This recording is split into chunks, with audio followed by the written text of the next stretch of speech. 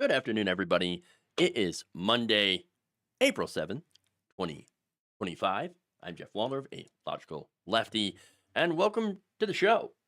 So, got a lot of interesting stuff that I want to talk about today, including some of the very important protests that happened over the weekend.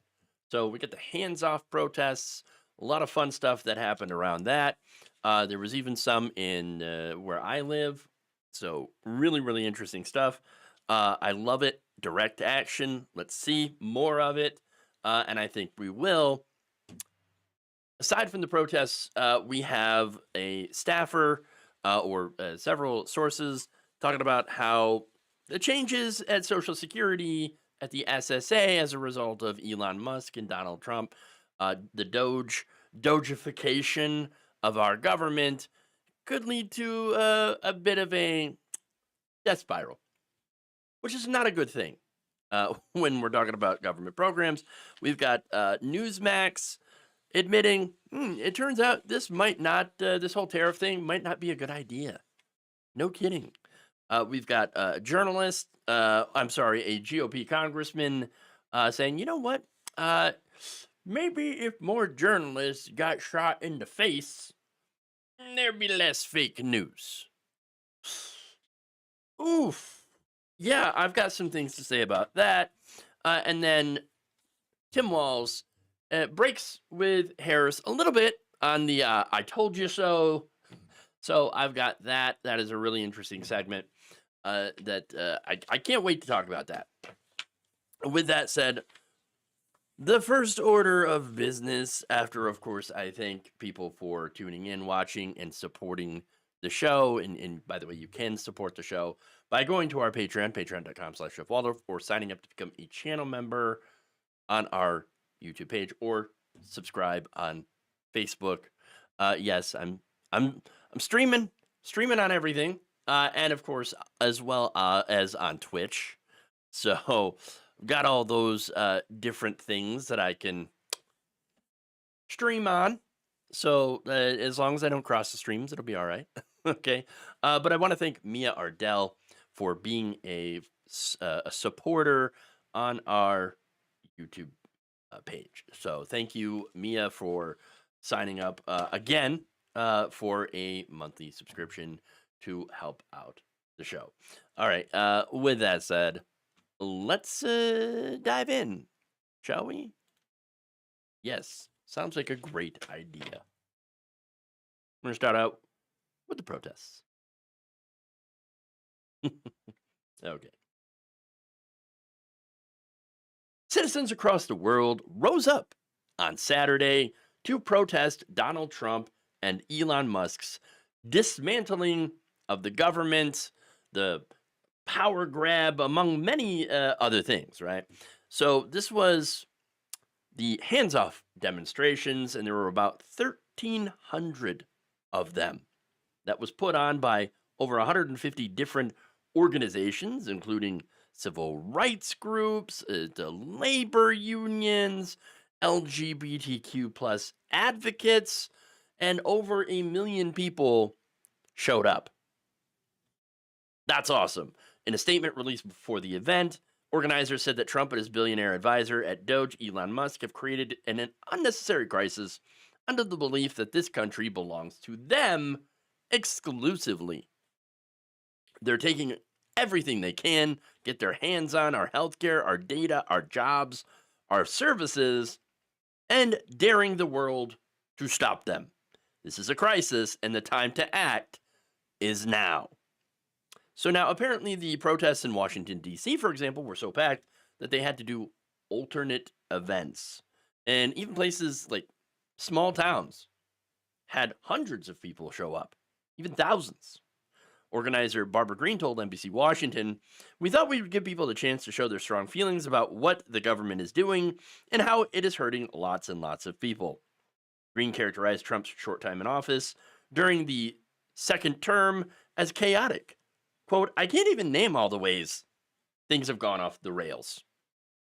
Yeah, it's been a real, how do we say it? Shit show. That's right. Yeah. That's good of an explanation as any. And by the way, this is not just like libs turning out to protest. It's everyone. It's even Trump voters. In fact, Ramesh Budram of New York showed up because of Elon Musk's and Doge's attacks on Social Security. Budram said, "I'm a senior citizen. He wants to step into our Social Security checks. It's not nice." Well, yes, true. He's also said of Trump's term so far, quote, "I thought it would be a little better." He's saying he's going to drop the gas prices, the supermarket, the food stuff, but it didn't happen. Well, that's because that was never actually the plan. Wasn't the plan at all. Okay, the plan was to get into office, insulate himself from the law, and then loot the treasury. And that's exactly what has happened. Okay, now it even brought out a police officer. Well, a former police officer, to be fair. Frank Hickey, former police officer who took part in New York's hands-off protest, told Newsweek, quote, "This is what we're standing out here in the cold for. This is what we're getting fallen arches and stiff backs for. And I think it's important. This protest is an extension of the lawlessness of the Trump regime." Journalist Ken Klippenstein showed up at a rally in Wisconsin and asked people, "Why did you turn out?" So now he writes first that people are pissed at management writ large, with those who run the country, not just Trump or Elon, not just Republicans or Democrats, not just the apostocracy or corporate America, but all of them. Yes, there is this pervasive anger. One attendee told Klippenstein, "This is like an everything catch-all protest." In fact, here is one of the other protesters that Ken had interviewed. We're here to protest the mistreatment of the American people and the Constitution and all of our rights. What do you take issue with specifically? I take issue with the fact that we've built this country for however many years just to let it fall into the hands of one man to make all the decisions, obviously going around the Senate, the Congress, all of it just to make any decisions on his very whim. That amongst with the oligarchy that make the decisions in line with those. You mentioned Congress. How do you feel about how they're handling it? How are they handling it? Do they? There are a few loud voices that are trying to do something, but there are a lot more quiet or silent people that are refusing to do anything, which is sometimes worse. So you got this Luigi Mangione. How does that connect to Trump? Again, that goes right along with the oligarchs who are lining the pockets of those that are in Capitol Hill. Luigi was very right when he talks about the parasites that are within the society. They are not at the bottom, they are those at the top, those that take and take and take from the rest of the people while giving very little back. I will link to more of Ken's interviews in the description because I think that they were really, really interesting. But a common theme that I got from all of that is the fact that Congress is doing nothing to stop Elon Musk from gutting the government, and that people want Democrats to fight harder. One protester named Larry, who went after Doge, Musk, and Trump, said, quote, "I think the Democrats are a bunch of cowards, to be honest." Wow. Look, I don't disagree with that, okay? Democratic leadership is a disaster. Now, that said, Republicans, obviously, they're too cucked to Donald Trump to push back on any of this, and a lot of them actually do want this stuff. They want to dismantle the government. But the only concern that these Republicans have is, ooh, if I do that, I might lose my job. I don't want to lose my job. I don't want to lose my donors, my own wealth. That said, why aren't Democratic politicians fighting back in any meaningful way? I don't know. And that's kind of the problem. Yes, Cory Booker did a 25-hour non-filibuster filibuster. Look, that's actually pretty impressive. Like, going out and speaking for 25 hours, that is really impressive. It's also extremely performative, which I don't have a problem with, right? A lot of the politics is very performative. But Booker then voted to send weapons of destruction to Israel. Not good. In my opinion, it matters less what you say and more what you do. And so far, Democratic leadership hasn't really done a whole lot to oppose Trump in a meaningful way. I know that there's a limited way that they can do things. I understand that they are in the minority, okay? But there are minority powers that they can use to try to put a stop or at least slow down Trump's agenda. And we haven't seen a lot of that. So that said, these protests, they're not only anti-Trump and anti-Musk, but they have sent a message but that Democrats do need to put up some real resistance. That said, there were some really great protest signs that some people carried. In fact, I want to show them to you to get back to some fun here. Okay. All right. So there's one. Okay. Everything we touch turns to crap. Awesome. Little swastika right there. Gotta enjoy that. Then you got there will be hell to pay. Is that a Donald Trump coming out of the skibbity toilet? Awesome.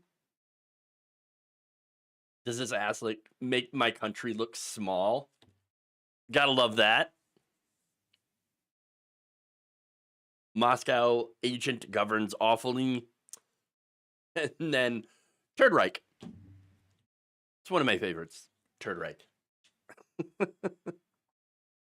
I love the signs and I love the direct action. Okay. And thankfully, there will be more direct action. There will be more protest. That's good. The 5051 group, who was part of Saturday's protests, by the way, is promoting even more of them. They want protests in all 50 states to happen on April 19th.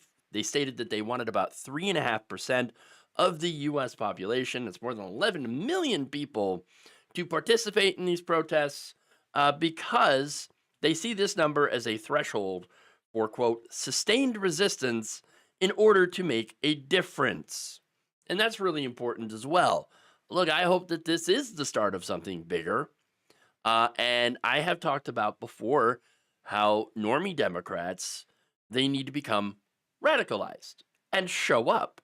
And now, I think this is the start of what we're seeing.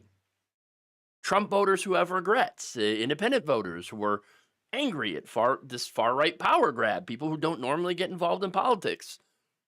That's what you want to show up, to wake up the American people, to show up and say, no, we've had enough. We've had enough.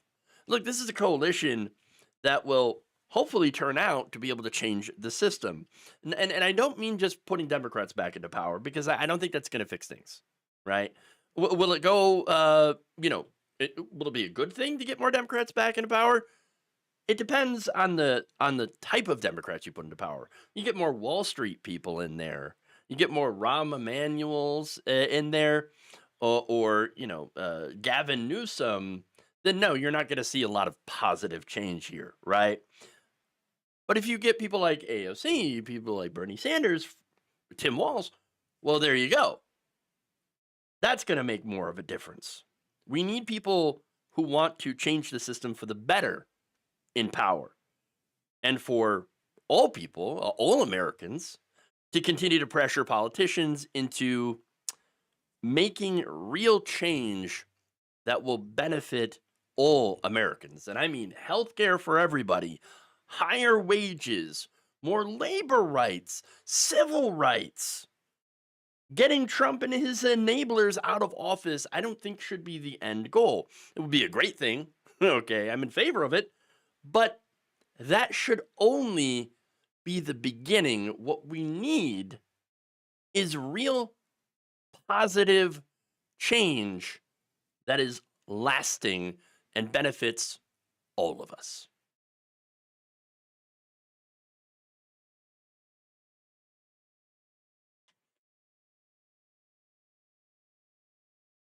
All right. Vertical Flats says, did you know T-Mobile partnered with Starlink? I did not, but I don't use T-Mobile. But if you do, you might want to change carriers.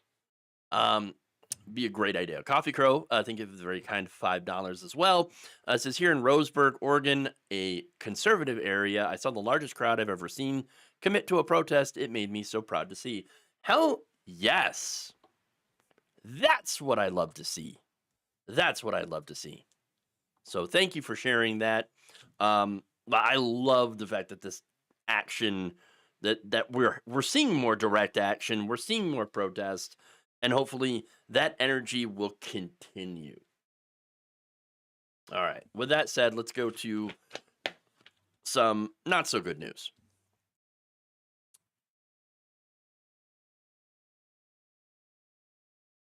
Excuse me.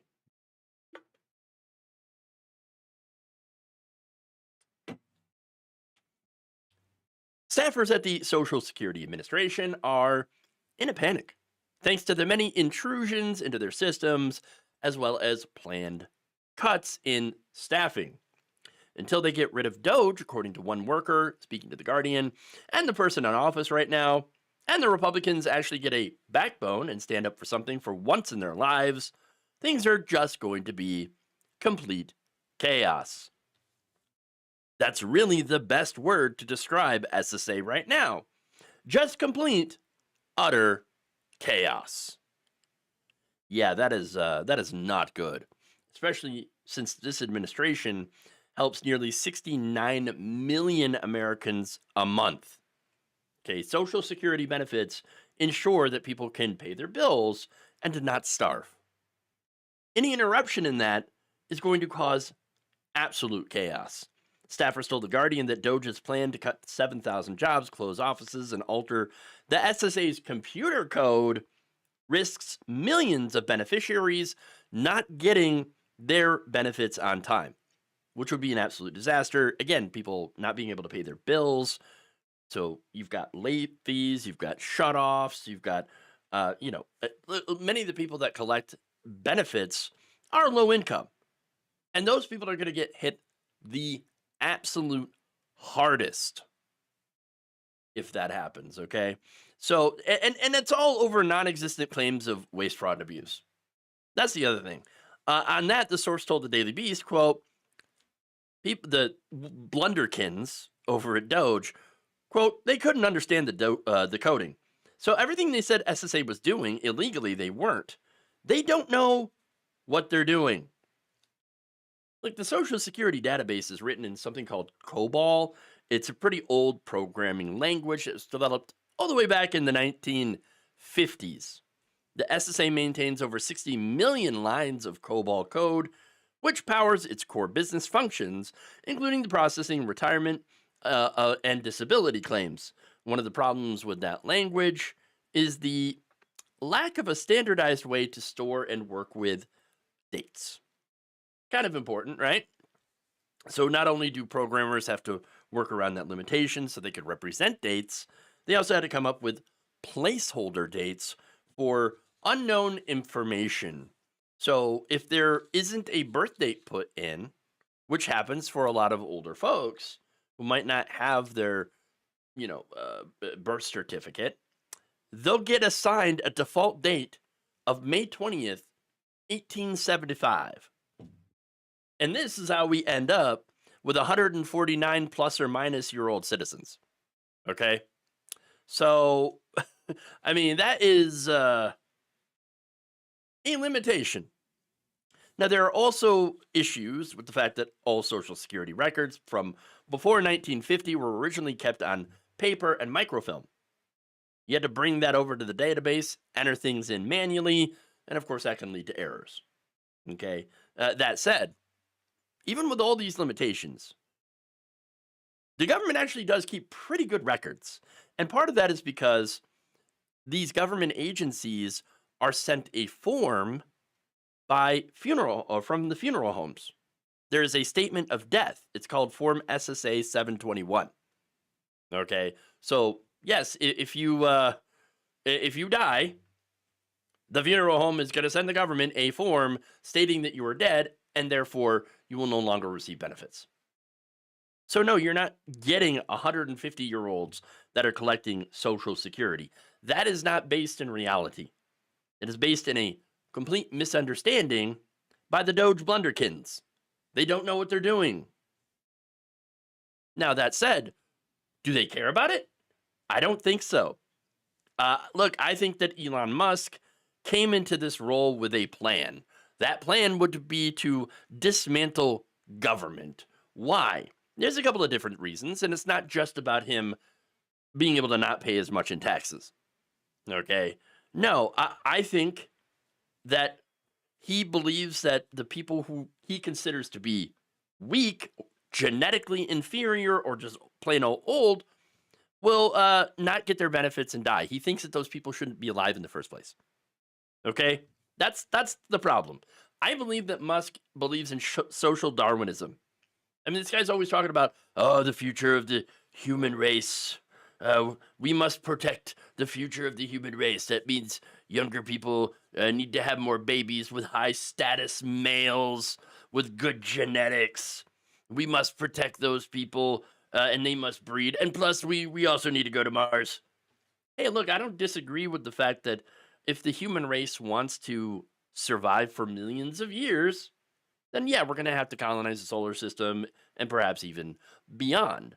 But the problem is that some of these people have fallen into eugenics arguments, into, as a human race, we need to survive and thrive. And therefore, they start making these eugenics arguments of, well, we must cut down the weakest, weed the weakest people out of our gene pool.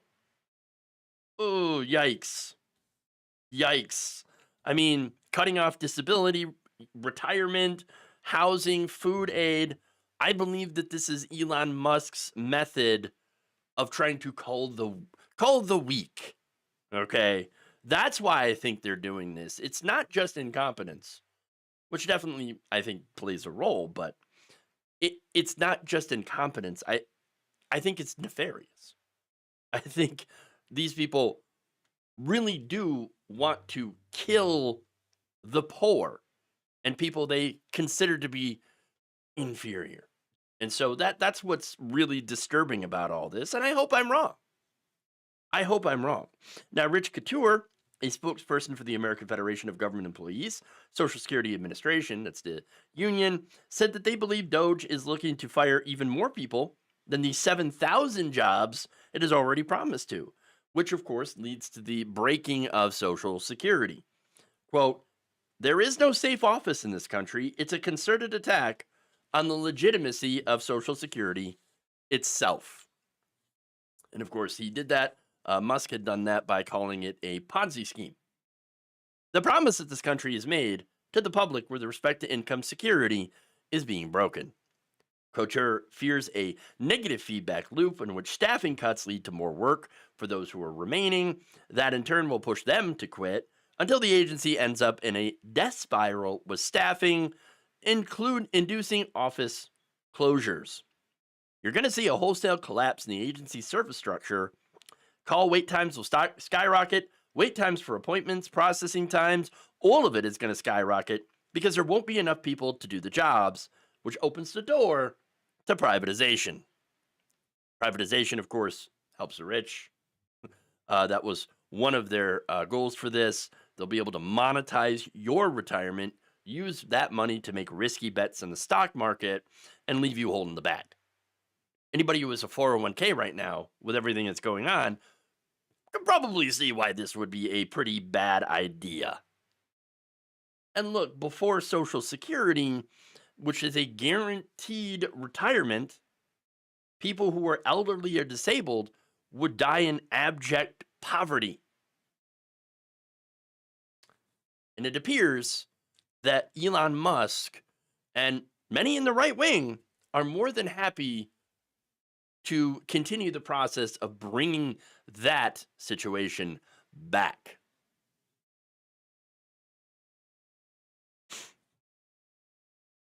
Like I said, not good, very bad. All right, let's move on here. Let's go to Newsmax and the tariffs.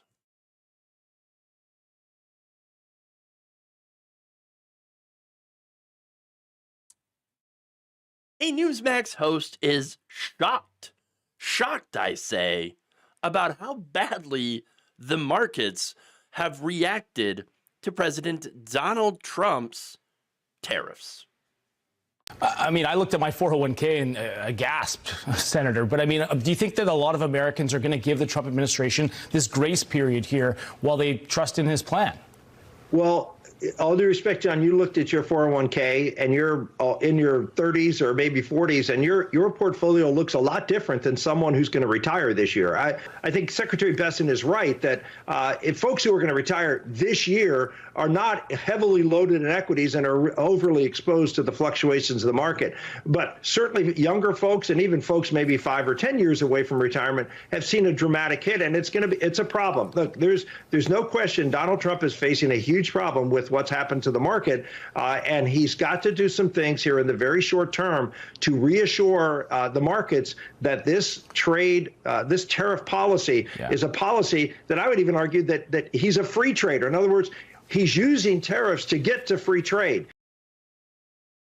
Okay, hold on.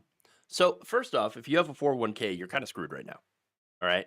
With all the losses that are happening in the stock market right now, if you're stuck with a 401k, that is a danger. That is a danger.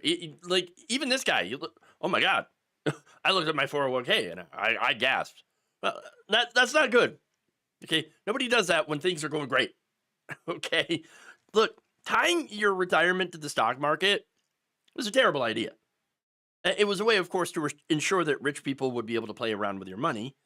Okay, that sucks. 401ks were created to replace pensions, but were never all that great for working people.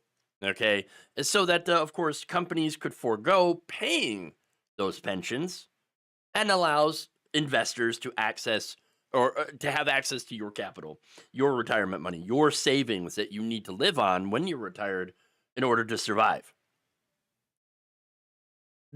That's why 401ks suck, okay? Disaster, okay? And the stock market crashes are a great example of why. But let's get to Rick Santorum's argument, okay? He's like, oh, look, yeah, it's looking kind of bad out there. But you know what? He's just doing this so that we can get more free trade. Wait, that doesn't make any sense. Donald Trump is using protectionist trade policy. So how's that going to lead to more free trade? Yes, what we're going to do is we're going to shoot ourselves in the foot to get better trade deals. How exactly is that going to work, and why then is the administration literally doing tariffs against the entire world, even to uninhabited islands? Okay, it doesn't make any sense. Blanket tariffs. And here's the other thing, right? Why it doesn't make sense. We don't have a manufacturing economy. If we did, then you could have targeted tariffs that could ensure that foreign companies couldn't undercut American labor. But we don't have that kind of economy anymore. We have a service economy.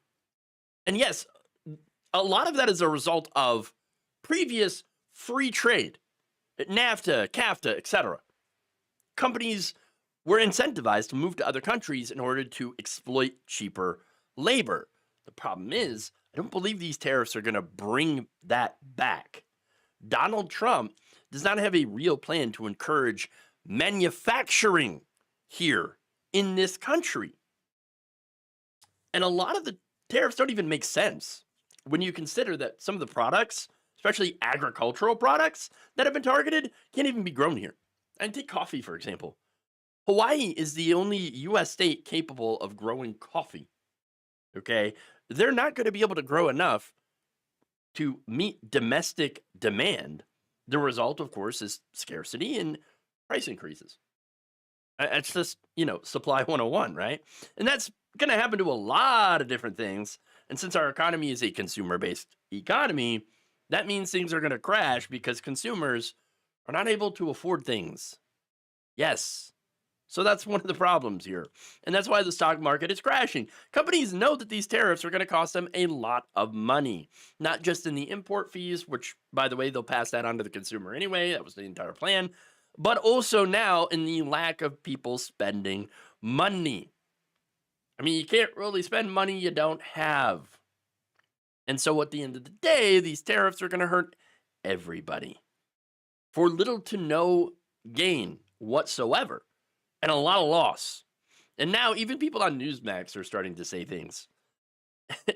And look, it's not just this guy, it's billionaires. You got pro-Trump billionaire Bill Ackman, who's sounding the alarm. Here's what he said, quote, "By placing massive and disproportionate tariffs on our friends and our enemies alike, and thereby launching a global economic war against the whole world at once, we are in the process of destroying confidence in our country as a trading partner. The president is losing the confidence of business leaders around the globe. The consequences for our country and the millions of our citizens who have supported the president, in particular low-income consumers who are already under a huge amount of economic stress, are going to be severely negative. This is not what we voted for." Okay. You're wrong, though. You did vote for this. Okay. Yes, you voted for this because he said he was going to do the tariffs, and that's exactly what he did. Now, he added, by the way, quote, "We are heading for a self-induced economic nuclear winter, and we should start hunkering down." Well, it must be nice to be a billionaire because you actually can hunker down. But for everyone else who does not have that kind of money, it's going to be real tough. But again, you supported Donald Trump. You endorsed him. You gave him money to get into power. And now, look, you own this. That's it. You own this. He's only speaking out because it hurts him. Same with the people like Jamie Dimon, who had previously downplayed the tariff threats, and now he's like, oh no, he's actually doing it. Yes, he is. Is that such a surprise? Shouldn't be. Now, the CEOs who supported Trump told CNBC in a flash survey that a recession is coming. Job losses are likely, and American brands that sell overseas are already beginning to feel boycott-like pressure. One CEO described the tariffs in the CNBC CEO Council survey as disappointingly stupid and illogical. Stupid. Well, there you go. Without faith that our government knows what it is doing, it is impossible for businesses to thrive. And yes, that is true. Businesses like stability. Okay? But with Trump, all we have is chaos. We warned you, though, that this would happen. We said, hey, look, Donald Trump's going to do disastrous tariffs. He's going to do all these disastrous things. So don't support him. Unfortunately, though, your greed has screwed all of us. The stock market has already lost trillions, and I'm pretty sure it will continue to nosedive if there are no changes. At the end of the day, the Trump recession is coming. Buckle up. It's going to get rough.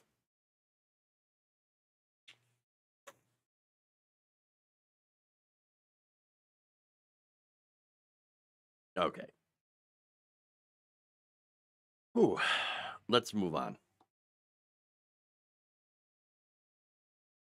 We've got story time with Mark Wayne Mullen.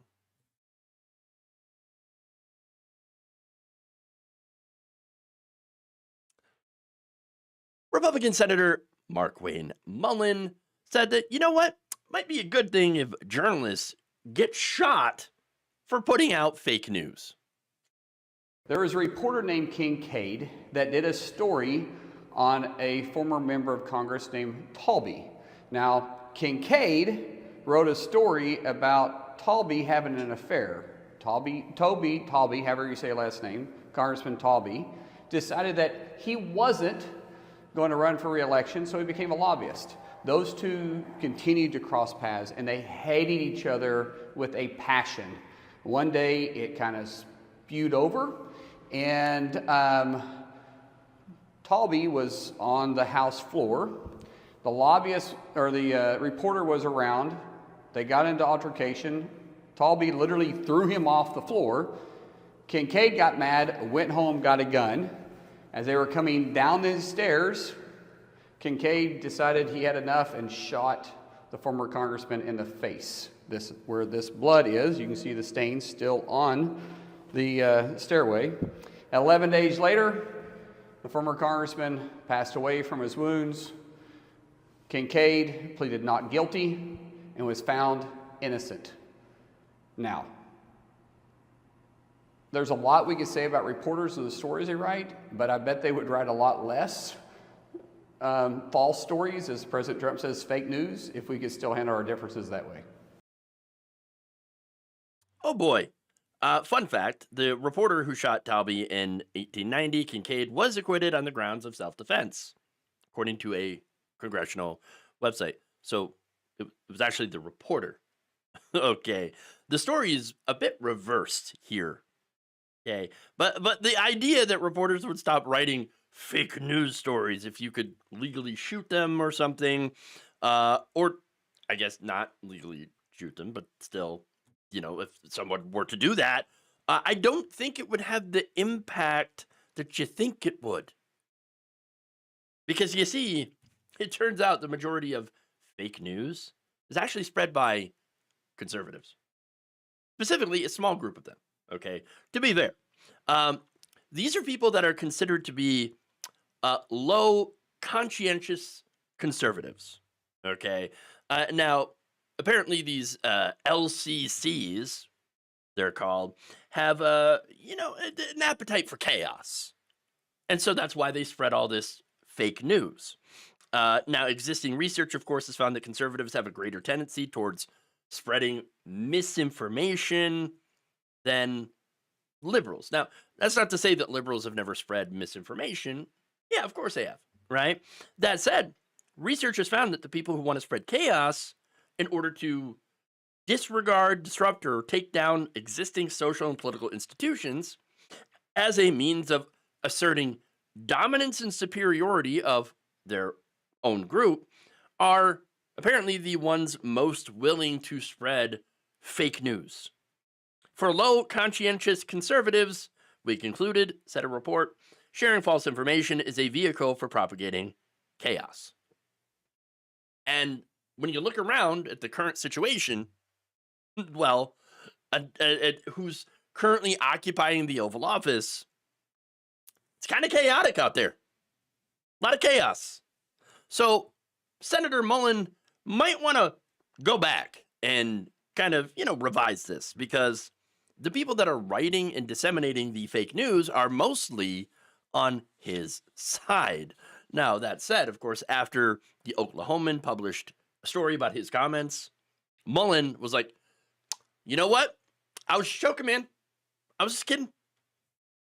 And said, while you're at it, don't forget that I also joked about bringing back caning to settle political disputes. Thanks for watching my videos. Imagine being a newspaper this out of touch with Oklahoma.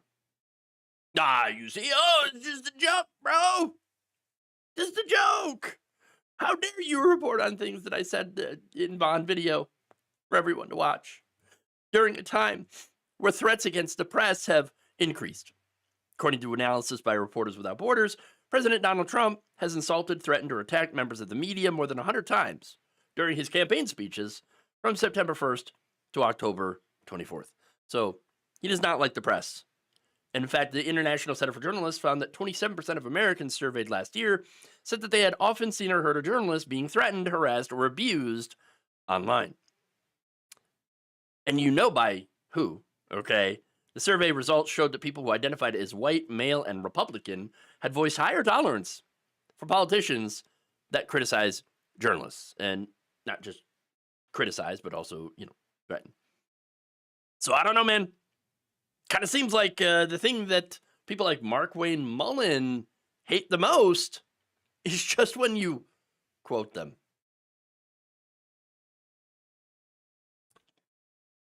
I think the term disinformation should be used a lot with right-wingers. That's true. That is true. All right. Let's do one more story here. Let's go with Tim Walz.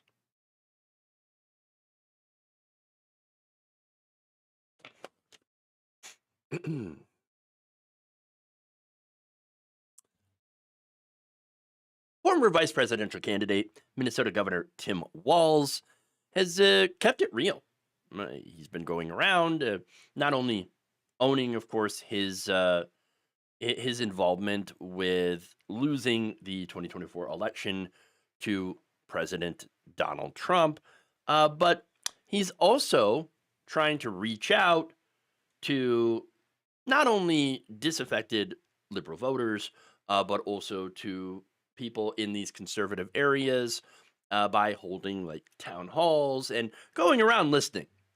So now, recently, he went on State of the Union and said, look, Kamala Harris's "I told you so," while, yes, to be fair, we were right, that's not exactly the best way to reach, prospective voters.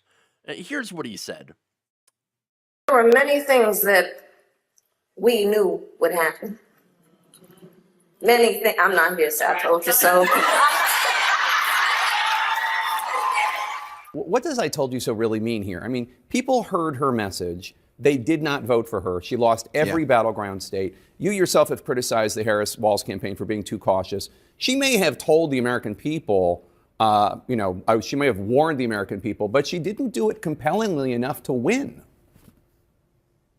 That is the absolute point. And look, when I criticize, I'm criticizing myself. I own this. I'm part of the ticket. And somebody has to come up with a strategy. I think this is exactly right. This is the thing. Look, Democrats, it was a good night in Wisconsin. I was over there. We saw that happen.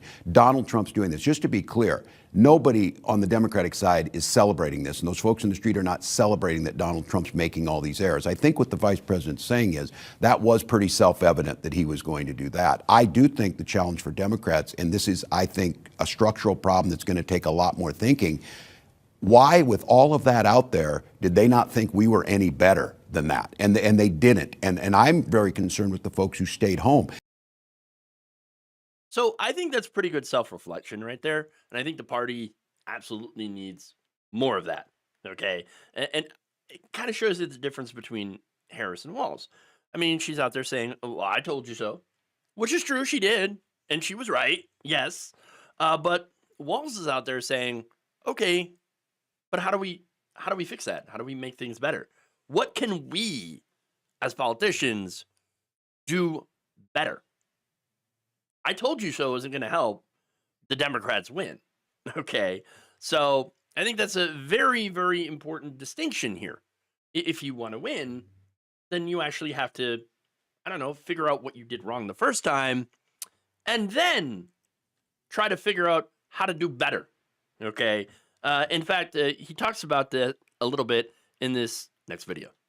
And these are folks that I'll say once again, Donald Trump has identified their angst. They can't buy a house. They can't afford to get a good education. They're concerned that their economic future is so precarious it could slip out from under them.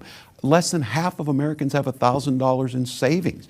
And I think, why was it not so compelling? It should have been a slam dunk for us to say, we're the party that cares about that. We're the party that's going to protect Social Security and Medicare. We're the party that thinks the ACA is a good start, but we need to do more on health care. And we didn't do that. So I'm concerned. Democrats do well in special elections and off-year elections, but the electorate that comes in presidential election years is different. When I was young, it was easy to know what a Democrat was. They stood with the working class and labor. Republicans were country club and for the rich. Today, you ask people, they don't.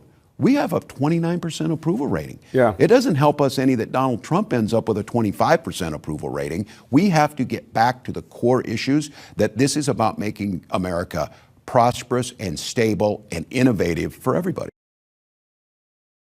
So that right there is why I really like Tim Walz. Okay. His answer is, hey, look, we did something wrong. Let's figure out how to fix it, right? Let's figure out how to get the working class back. And there are all these real issues here of people not being able to afford a home, people not being able to afford basic things. Let's figure it out. Okay? I think we can do that. I think we can bring people over to our side by actually addressing people's economic needs, healthcare, housing, wages. That's it. And he also said previously that, yes, the Harris campaign played it too safe, didn't talk about big, bold ideas. But there one thing that he is missing, though, as much as I give him credit for all the stuff that he's saying, because I think he's being like actually pretty genuine. He's being earnest about all this. But one thing that he's missing is talking about the donors. Okay, the problem with the Democratic Party is that big corporate donors are still calling the shots. They're making it so that the Democratic Party is not responsive to the needs of average Americans. And a good example here is getting millions of dollars in legal bribes in order to kill Medicare for all. Okay. You've got real estate moguls in New York and LA that constantly pump money into Democratic officials so that they do not solve the housing crisis, because these companies make more money from higher rent and scarcity. Okay. The money here is the real problem. You've got the lobbying, the legalized corruption, okay, which doesn't always end in a win. I mean, Harris, they managed to raise $2 billion and spend a lot of it. The money isn't necessarily 100%, the difference here between a win and a loss. It does play a huge factor because money is media. At the same time, you have to have a good message and you have to have a candidate that people are excited about. And people were not excited about Kamala Harris. It's just simple as that, right? But look, the Democrats, and this is something that Republican messaging has been really good at, they have been very good at casting the Democrats as the party of the elites. But Republicans are absolutely the elites and often get paid. By the way, both parties get paid oftentimes by the same people, to be fair. And it's very important to note that, look, you can't represent the working class when you're taking all of that corporate money. Okay, all of that billionaire money. So one of the things that the Democrats have to do is to get away from that money. Okay, so yes, Walz is right. He makes a lot of fantastic points. And I'm just hoping that he starts to connect the dots here, between big money, corporations, billionaire spending in our elections, and why the Democrats have not been responsive to working people enough. Look, there's so many people in this country that are fed up with the money in politics, okay, with this corruption. I think that if the Democrats made a real effort to purge the Wall Street types out, right, to ban, this corporate lobbying at the DNC, I think they would probably do a lot better in elections because they could actually then focus on big, bold, progressive ideas that resonate economically with the majority of this country.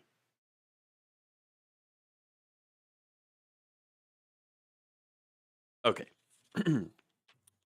Hey, that's all I've got. All right. Let's see.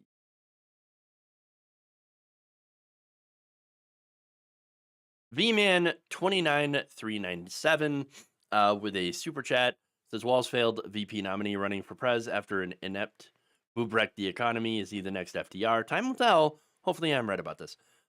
So far, he's saying, I don't have a plan to run for president. And it's a bit early to be talking about 2028. But hey, I wouldn't be against that. Because I'm thinking, like, he's doing all these, town halls and doing all these speeches and going around and saying the right things. He is. And I just wish that he would also bring up the donors. And maybe he has. I just haven't seen it. But if he does and brings up the donors and starts, I think hanging around Bernie a little bit more, things could be good. Things could be good. Progressively Independent says never too early. Okay. We can agree to disagree on that one, but all good, though. I appreciate your opinion on that. All right, but anyway, yeah, we'll see what happens with Tim Walz and whether or not he decides to run for president. Certainly, there are much, much worse choices. I know now is a good time for president or for candidates for president to get known and do good deeds.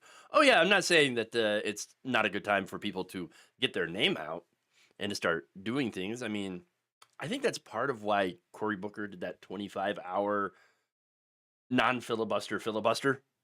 Okay, getting his name out there. It's not like Cory Booker hasn't already tried to run for the Democratic nomination. But like, again, you can also be a politician like Bernie Sanders and AOC who are out there doing these stop oligarchy rallies. Bernie Sanders isn't going to run for president. Okay. I don't know about AOC, but I know that Sanders, he's not running for anything. In fact, he's pretty much done. This is his last term. Okay. And so they're out there doing this genuinely because I think that they care. And I think Tim Walz is also doing that. And I don't know if he has political aspirations. That said, if he does, that's great. If anything, AOC is the current frontrunner for president, but that's because she is out there connecting with people now, says Phobo Scorpio. Yeah, no, I like that.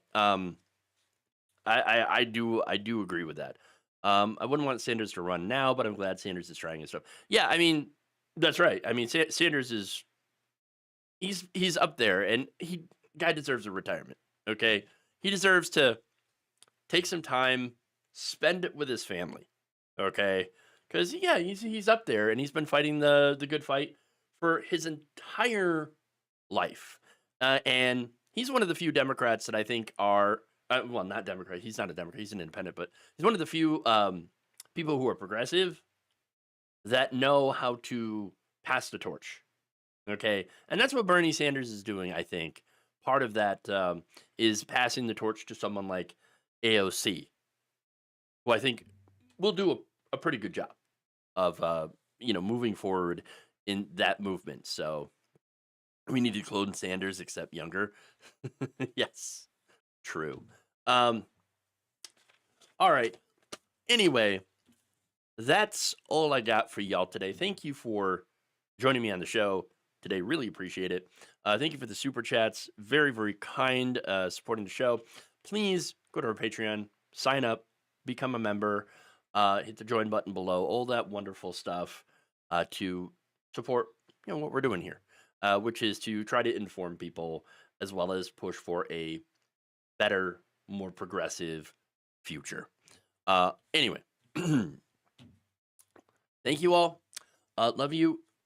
Take care of yourselves. Take care of your families. And we'll see you back here tomorrow. Same time, same place. Love you all.